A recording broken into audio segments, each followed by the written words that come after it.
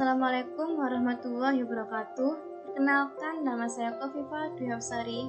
Saya adalah mahasiswa jurusan Peternakan Politeknik Pembangunan Pertanian Malang. Dalam video ini, saya dan juga kedua rekan saya akan menjelaskan tentang inovasi karya tulis ilmiah kami yang berjudul Bas Cakam. Batako yang berasal dari kotoran sapi, cangkang telur, dan abu sekam padi sebagai alternatif pengolahan limbah peternakan di Desa Sambiroto, Kabupaten Mojokerto. Sebelumnya, perkenalkan kedua rekan saya yang bernama Izalatul Fadilah dan juga Andin Sofika Bintari yang merupakan mahasiswa jurusan Peternakan Politeknik Pembangunan Pertanian Malang.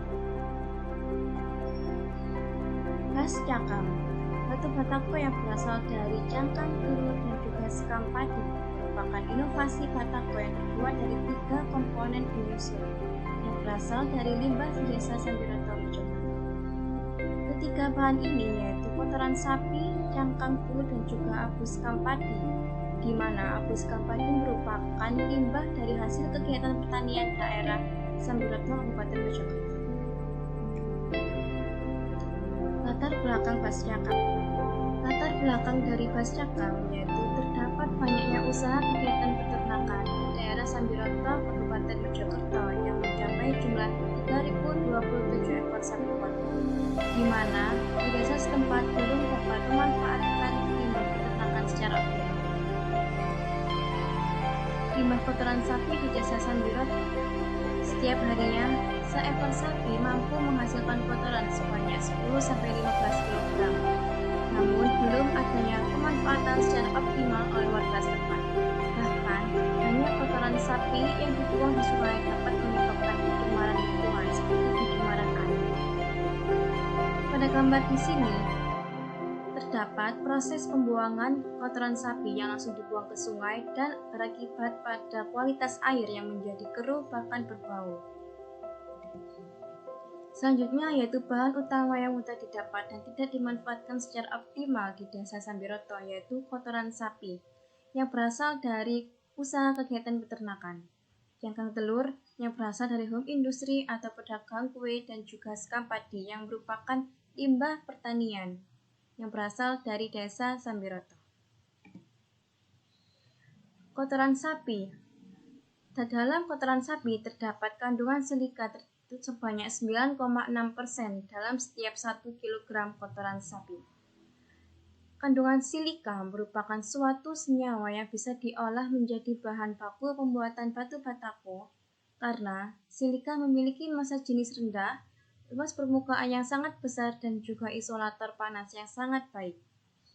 Kandungan silika ini mendasari penggunaan kotoran sapi untuk batako.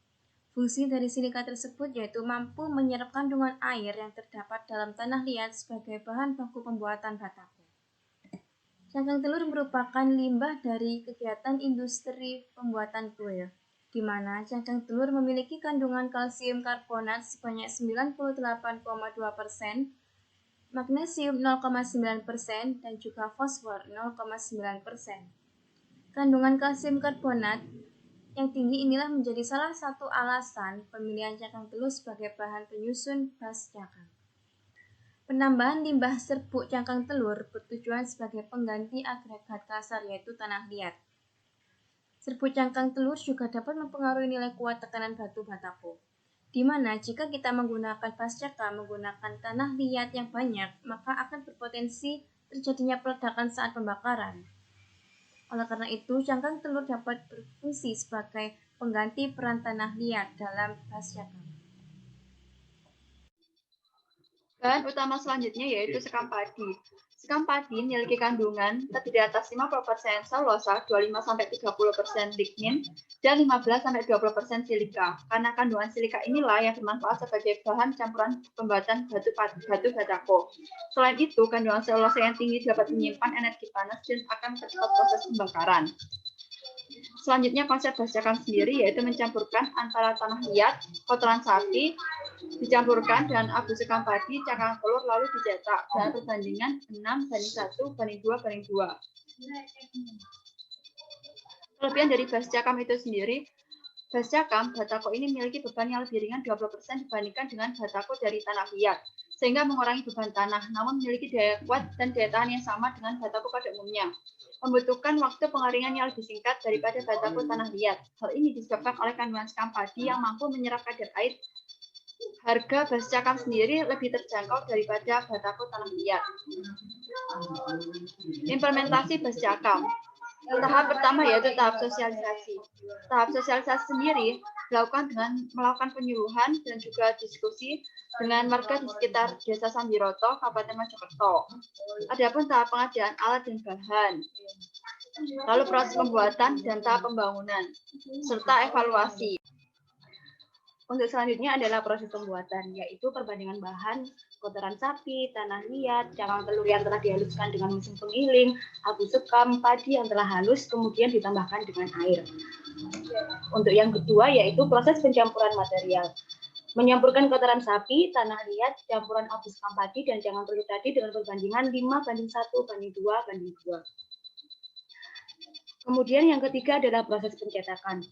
Mencetak batu bata dengan ukuran percetakan yaitu panjang 20 cm, lebar 10 cm, dan tinggi 5 cm. Untuk selanjutnya adalah proses pengeringan, di mana pengeringan itu dilakukan selama 1-2 hari di bawah sinar matahari sampai bascakam tidak mengandung air.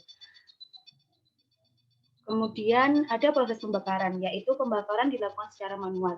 Proses ini dilakukan karena untuk mengurangi gas metana yang terkandung di dalamnya.